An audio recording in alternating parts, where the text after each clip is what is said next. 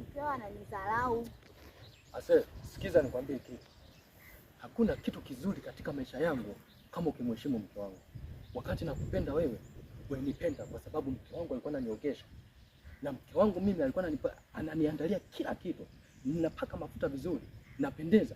Na ndio mpaka nikaja kwako. Alafu leo unakuja kuniambia kwamba mke wangu hakuheshimu. Sasa kwa hiyo mimi siwezi kukuogesha. Sikiza nikwambie kitu. Wewe ni mke wa nje tu. Yule ni mama watoto wa ndoa. Sijui unanielewa? Alafu katika kitu ambacho sikipendi, sitaki kumdharau mke wangu hata siku moja. Unaliona hili jembe?